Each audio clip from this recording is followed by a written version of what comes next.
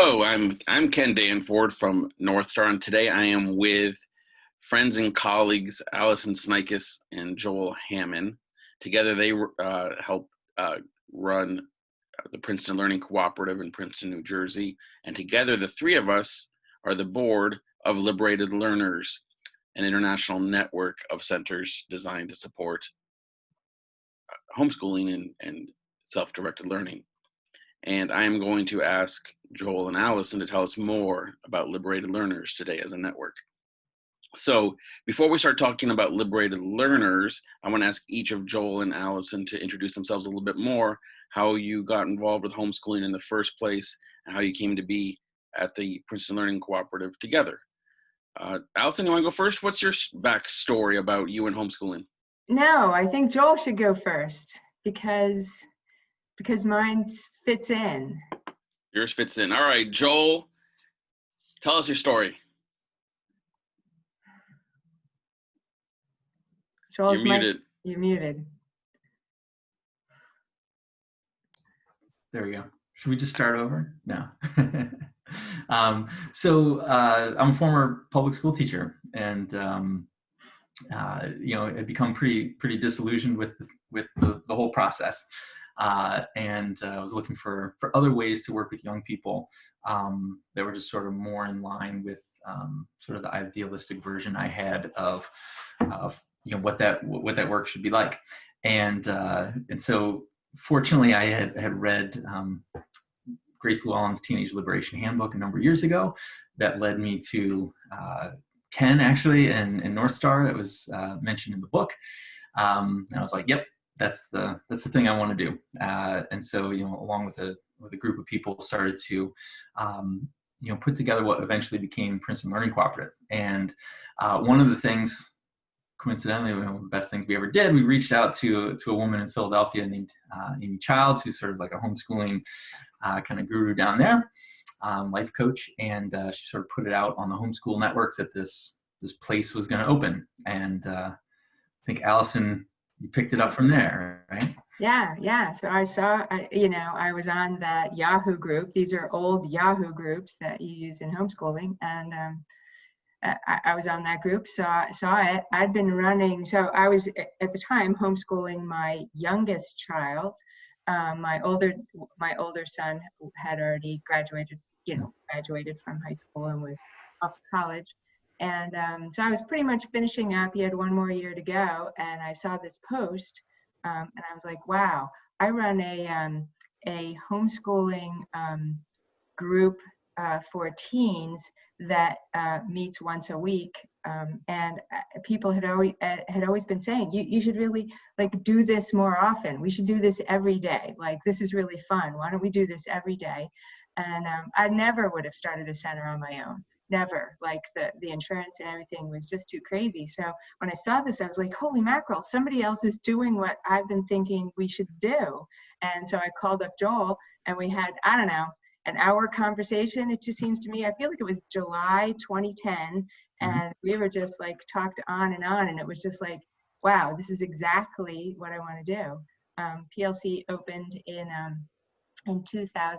September 2010, so just a couple months later, and I just sort of started showing up. And I wasn't on staff or anything, and it was the person who was at the center that first year is our colleague Paul Scott, and so I just showed up as a volunteer. The only thing that kept me from showing up more was the parking situation in Princeton was difficult and to maneuver, and so I only stayed 2 hours because that's as long as you could stay without moving your car. So I would move my car home, and that was pretty much it. And before I homeschooled my kids from about 4th, 5th grade through high school, and before that I worked at educational testing service in the statistics department, and I was a teacher way back a long time ago. Thank you. And Joel, for people who want to know more of your backstory, I can think of two places they can go. One is that you've offered a TED Talk. Yep. And the best way to do is just Google you, Joel Hammon, TEDx Princeton, Yeah. or it's on your website. What do you got? Yeah, just YouTube, put in my name, and I'll get you there. All right. And you've also written a book, the Teacher Liberation Handbook. Yep. Do you want to say a word about that book real quick? Yeah, sure. I mean, we'll get into this a bit when we start talking about liberated learners. But what we do is just a really good idea for a lot of people. And we hear a lot from a lot of educators who want to work with kids in this way. And so instead of we realized very quickly we need lots of these places, and having one-off conversations with people was not going to get us to the goal. So I was like, we should just take a lot of the stuff that we talk to educators about starting places like this and just write it up into a book so that it could be kind of shared more widely. And so that book is part history of PLC, part explanation of sort of what the model is, and then also just how to try to run one of these places sustainably and effectively. So thank you.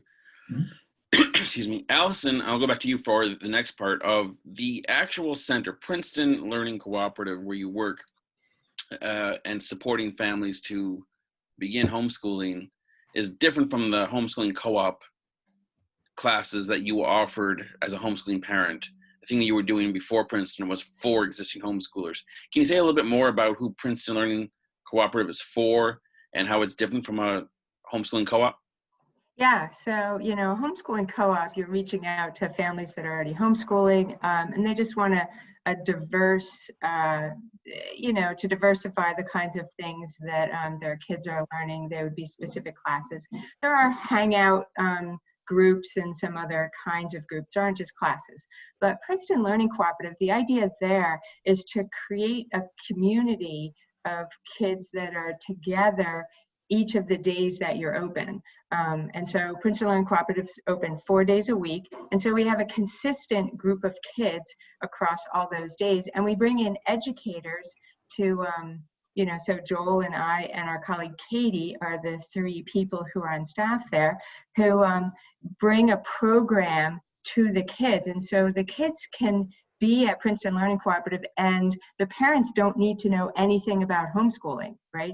So when you're a homeschooler and you're homeschooling your kids, you take your kids to all these different things, right? And you do some things with them, yourself. You do some things with them, and then you take them to all these different things.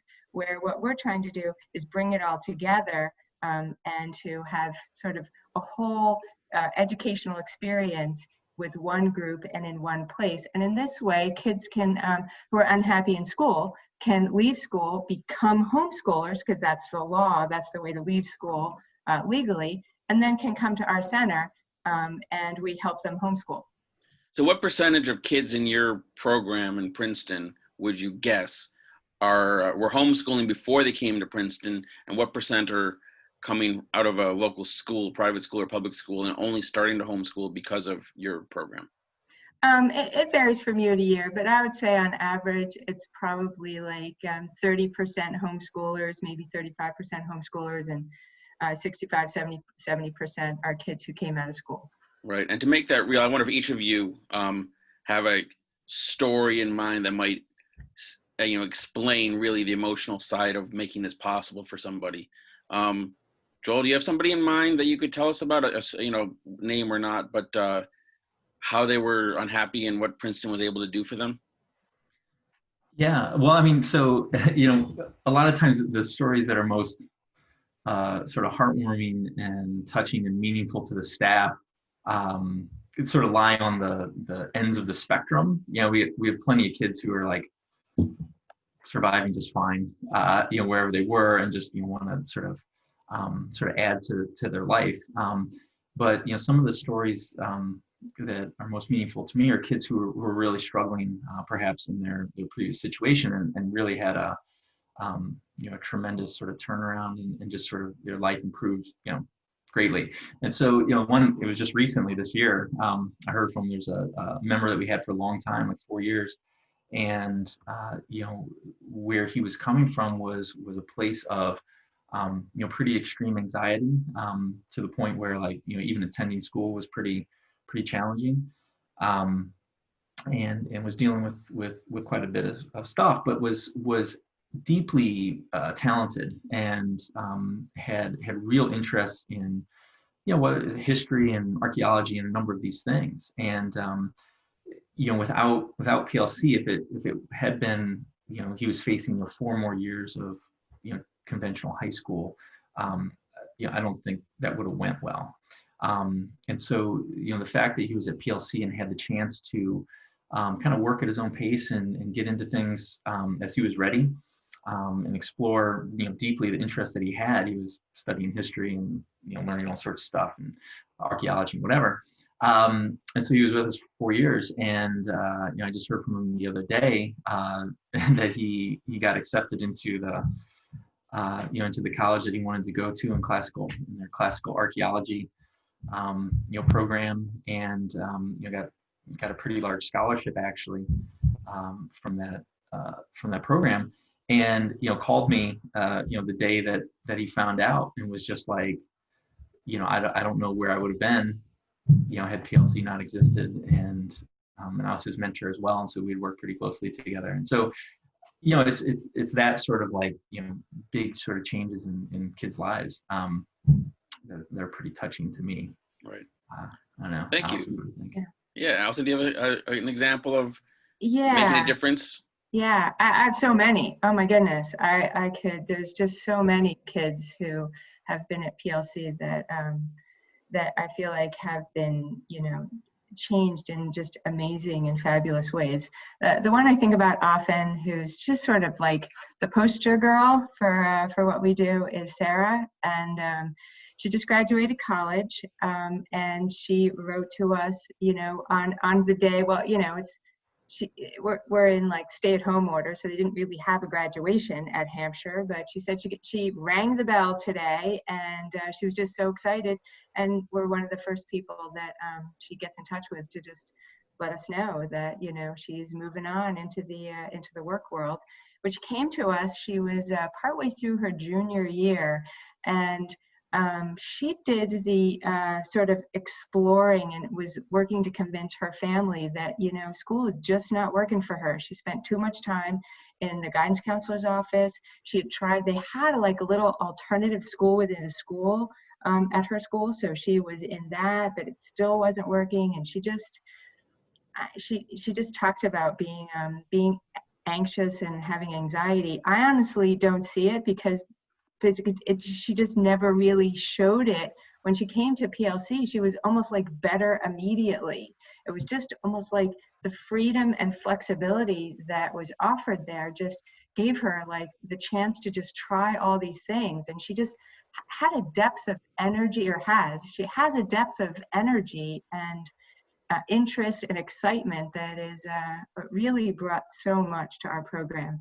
I remember one of the things she said when she was just about done at PLC was that, one of the things you can offer with a small community, so there's 30, we like to, we'll go as high as 33 kids at PLC with three staff members, so it's reasonably small.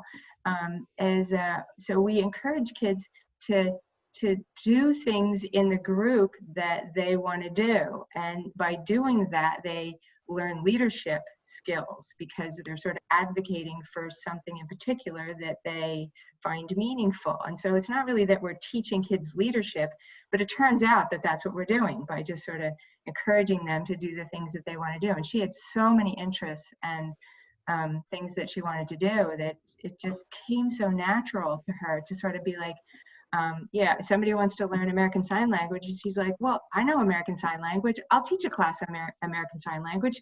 And so she did.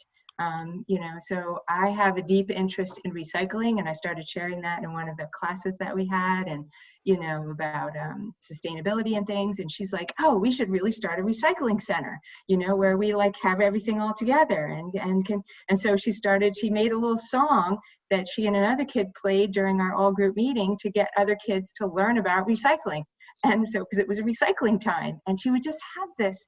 And at the end, she was like, I never thought of myself as a leader when I was in school.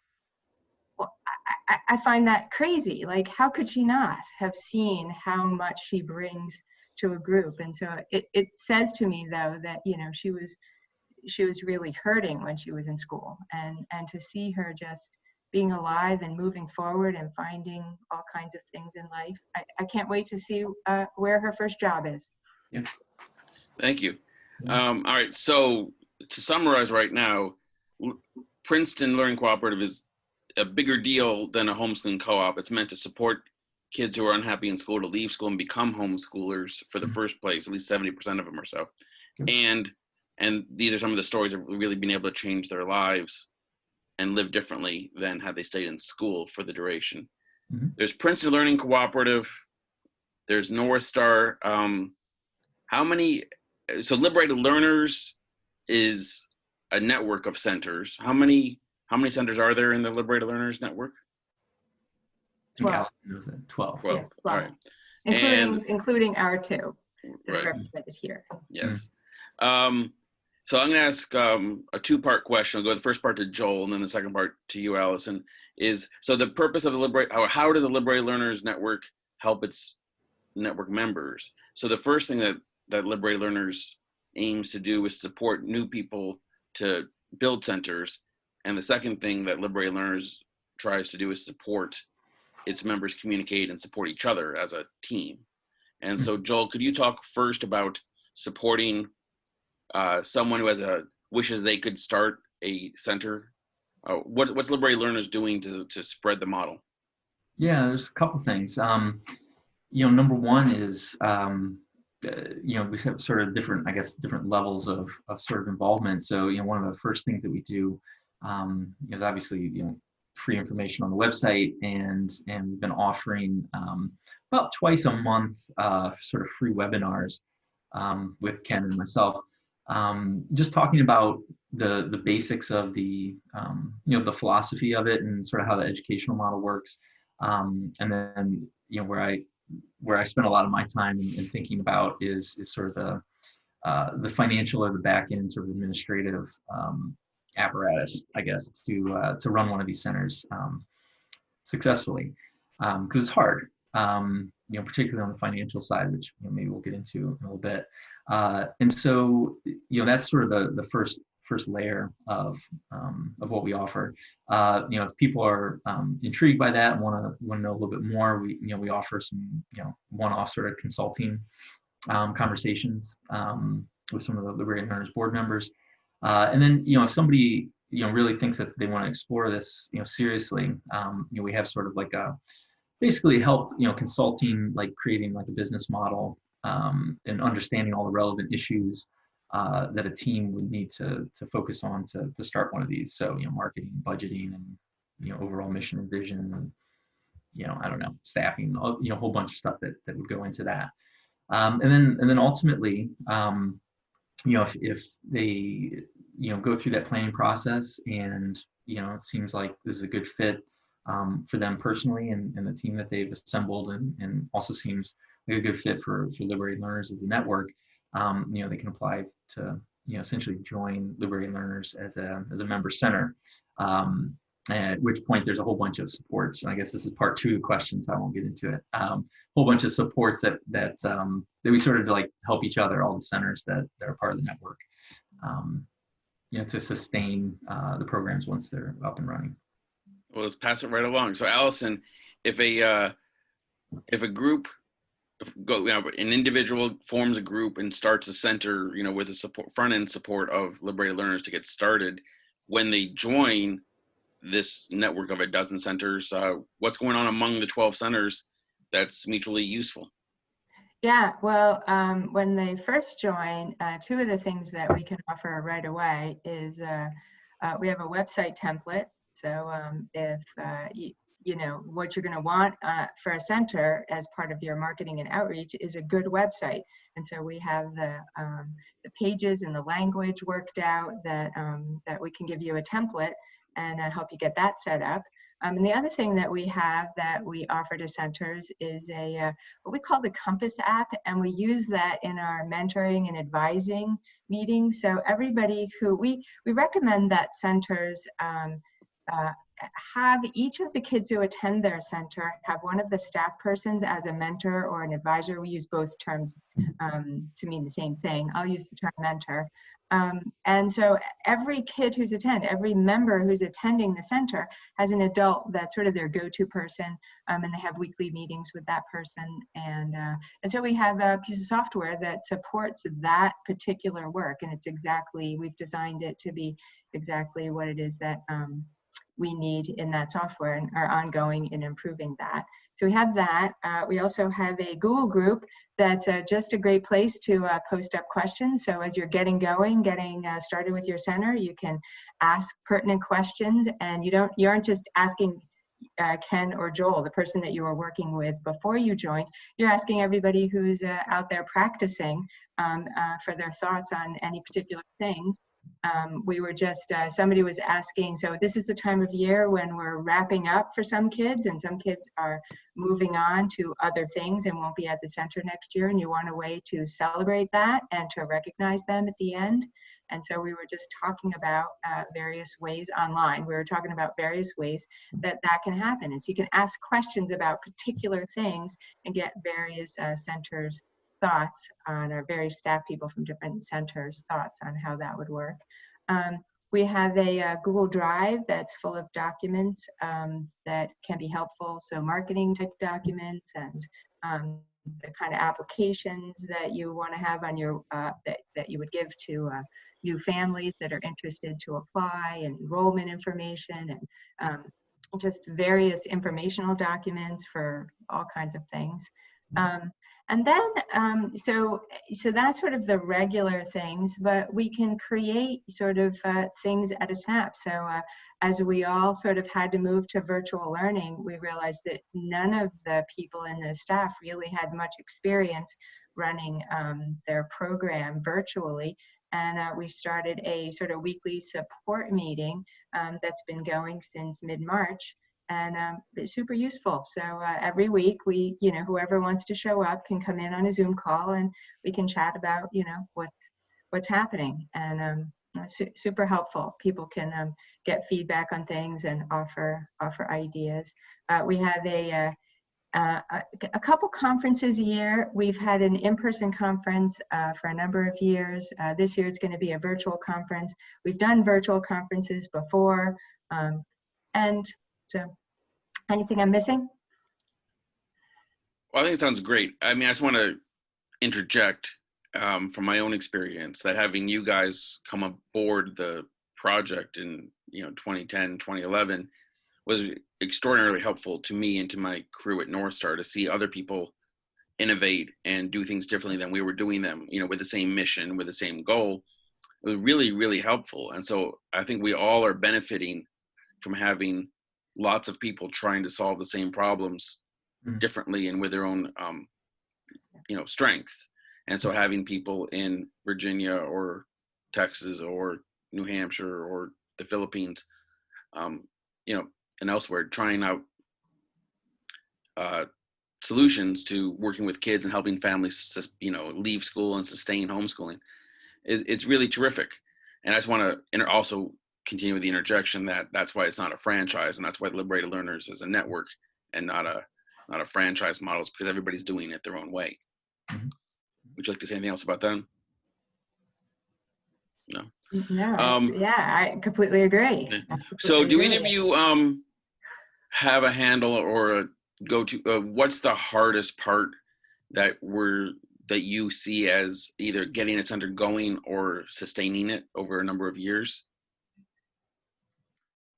I can say, so it's not unique, to Liberated Learners, any sort of private, educate any kind of small organization, actually. I think for us, the idea of just, with a small staff, doing enough to get the word out to people, letting people know that we exist, doing sort of the recruiting and, just making the budget work, I think is always one of the big challenges that any of these centers, face, even small private schools as well. So that's one of the things I've been focused on, is just thinking about how to do that well. Yeah. All right. Yeah, and I think presents some unique challenges because you have to think about it a little bit differently than private schools would. So when you bring a kid into your school, you think, oh, they're going to stay there for the rest of the time. Most kids do, until they move on to a job or college or whatever's going to be next in their life. They're done their education. Where that's not the case for us at all. So kids might come for a smaller amount of time that's, just right for them, to get them into sort of the next step that's whatever it is for them. And so sometimes it looks like they come for 8th grade. They just needed a year out. So I worked with a girl, she came for 7th and 8th grade, and she was pretty distraught when she came in 7th grade, and was really struggling. Her academics were fine, but it was really sort of being in the group and sort of getting over sort of some trauma that had happened in school. And she took that time in 7th and 8th grade, and towards towards the mid, I don't know, but it's probably like November when she said, oh, I'm going to apply to a private school for high school. I was stunned. I was just stunned. I was like, what do you mean? Like, this is perfect for you. What are you talking about? This is perfect. Like, you've got a lot of things you can work on. And she's like, no, I want to go to private school. And she applied and she got in, and she's there now and she's doing great. Right. And so we should think about it differently. Like, this was right for her. Right. Right. And so she's coming for 2 years, and that was good. All right. So it's hard to sustain a business. It's really a business, is what Joel's saying. And Alison, You're saying it's not quite the same as a school. It's not, you're opening up people's lives and they choose to move on sometimes sooner than they would if they were a school student staying through 12th grade. And so it's much more fluid and unpredictable. Yeah. We're going to have to close pretty soon. So one big question I have, more or less final question, is 5-10 years out, what's your vision? Where do you see this Liberated Learners Network going? Do you have a dream? Do you have an answer to that question? I'm not sure I do, but I got a dream. Joel, tell us the dream. Well, and it's not just specific to Liberated Learners. I mean, I think we're not particularly dogmatic about this. I think self-directed education is tremendous, for a lot of young people. And so I think, for me anyway, the idea is that it should be, to have a place that supports young people to direct their own education, everywhere in the world is I think, useful thing. At least as an option, and not that Liberated Learners is going to be the group that does that. Obviously, there's a bunch of other organizations that we're friends with who are doing very similar work. And so, I think for me, the idea is just to continue to push the idea of or promote the idea of self-directed education. And as we get more of these centers that support kids to leave school and be in charge of education, as we get more and more, I think, publicly sponsored things like libraries and other sort of institutions that can offer more self-directed learning opportunities for kids. That to me is where we should be going. That if a young person in a family wants to do this, that there's resources in the community that can support them to do that. I don't know, and whatever small part we can play in sort of building those resources. That's kind of I have mistimed my Zoom recording. It says less than a minute we're going to get kicked off. But Alison, would you like to try to offer where you see this going, or your dream for Liberated Learners in a short time? Hopefully you'll be able to finish your sentence. Yeah, so I would just add on to what everything Joel said is correct. And, and I think I often have this thought that we really don't know what will happen in the future. And I just hope that this idea of self-directed education can get out there in a way that people can begin to see it as a viable option for kids. And that, perhaps it'll be school. It's hard to know. Like, will it be outside of school? Will it be part of school? Who knows? The idea is that this self-directed education can be part of young people's lives and taken seriously. All right. So if people want more information, they can go to www.liberatedlearners.net. And the Princeton website is? PrincetonLearningCooperative.org. PrincetonLearningCooperative.org. All right. Well, thank you both, and I'll see you in a minute. Thank you. All righty.